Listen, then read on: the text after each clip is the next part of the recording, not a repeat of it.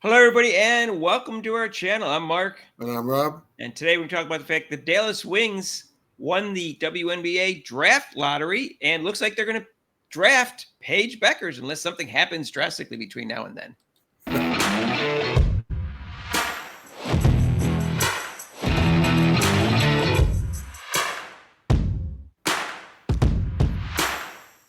So, hey, if you haven't subscribed to our channel yet, please do so, hit the notification bell when you do so you get notified of our next videos.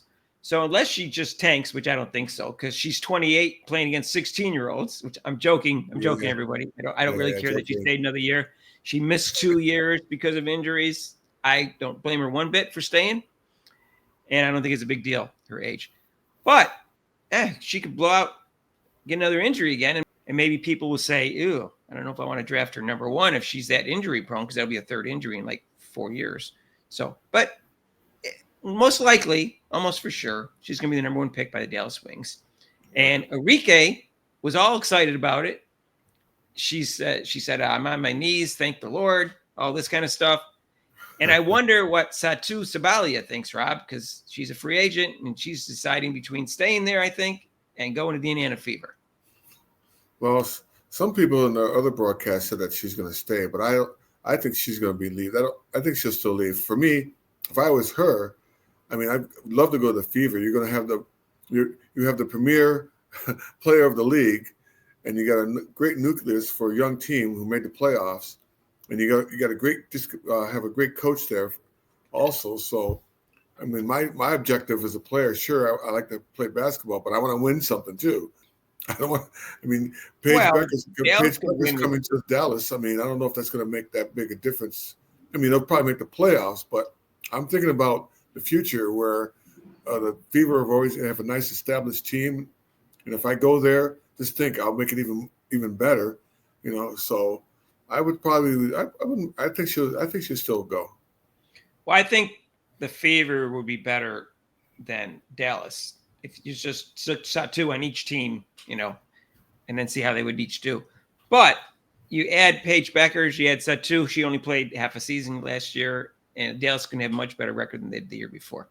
But I think the Fever has a chance for championship, especially if they picked up Satu Sabalia as a free agent, and they're going to get a pick, which we're going to talk about right now. And I'm not into mock drafts, especially when these college players haven't even finished their season yet. Right. and there's two people in the mock draft that are coming off injuries. Two of the players are coming off major injuries, Ozzie Fudd and Olivia Miles. So I don't even want to make predictions, but I will say that in the 8th spot, they have Anissa Morrow going to the Indiana Fever, who can't hit a three-point shot if I did it for her. She shoots 24% from the three-point line. But they said she can run the floor well. She's a good rebounder and scorer overall. But they also project Tahina Pau will be available in the 8th spot. And if so, Rob, I would take her over Morrow because that gives her the three-point shooting that the Fever want. I definitely would, because she has she's going into her 5th year. She's a little older, mature. And that year, believe it or not, Mark, that year does make a difference. Even that 1 year being that I coach basketball, it's amazing how even a 14-year-old better than a 13-year-old or a 15-year-old better than a 14-year-old. It's that 1 year difference does help. So yeah, and she's a good shooter. She's a great shooter, good three-point shooter, good scorer, good passer. And she can play defense, which helps. Right, she shot 46.8% last year from the three-point line. Now, she played on a good team, so she was more likely to get open shots than, say, someone like Caitlin Clark. But still, 46.8% is still pretty impressive. So that's who I would draft. I'll just go over quickly who they think is going where. Kiki Arifin. I'm not sure if I pronounced that name. To the Sparks. She's a USC 6'3" senior power forward.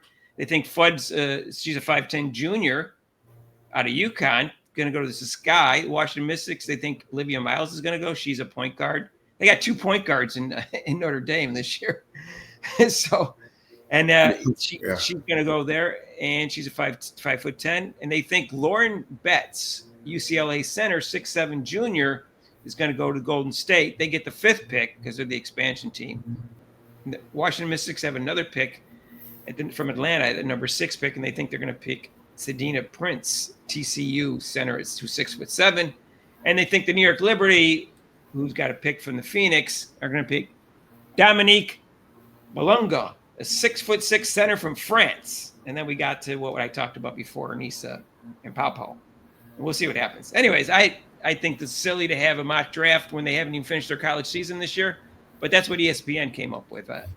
I think the only things that I'm interested in is Paige Bueckers going to go number one, Dallas, and are they going to get Pau Pau to get some three-point shooting on the Fever to help them out? Mark, ESPN is gospel with all their draft picks, just like in the NFL draft picks. They're always right on top of things. Well, they figured out Caitlin Clark was the sixth best rookie, so I definitely got to respect what they have to say about WNBA basketball and college women's basketball. They know what they're talking about there at the four-letter station. Yeah. So we'll see what happens. I will say that I like Paige Bueckers' game. I think she doesn't have any major flaws. I don't think she has anything that she does super well, like Caitlin Clark does with the passing and the three-point shooting and logo three. But she does everything really well, and she's a better defender, and she's a safer passer than Caitlin Clark. She commits fewer turnovers and a better defender than Clark. I don't think she's as good as Clark, but I think it's close. And I think she's going to have if she doesn't get injured a lot, and I'm not saying she's fragile or anything because they could just be fluke, the two injuries she had. I think she's going to be one of the best players of all time in the WNBA. Oh, yeah. I think she is worth getting excited about if you're the Dallas Wings. That's my personal opinion. No, you're right. You're spot on with that. I was just watching her play the other day, and I think she dropped 29 points, and she's efficient, Rob. She's got a very good 2-point game, and she can still hit the three. So we'll see what happens. She's got Juju Watkins for competition for Player of the Year, and I think that's a really interesting topic in terms of who's going to win. I mean, one of those two might not win, but right now they're the two heavy favorites, and I think that'll be both interesting for two reasons. One, they both have a shot at a title this year. Mm-hmm. They're both ranked in the top three, and they play both guards, and they're not the same year. One's the upcoming player, and one's the player who won it as a freshman. I think that's a really interesting topic, and we'll see who wins Player of the Year this year. I think there'll be a lot of topic about that. You'll probably see lots of videos and talk about that. You'll probably be so tired of it by the end of the year, even though I agree it's an interesting topic. What do you think, Rob?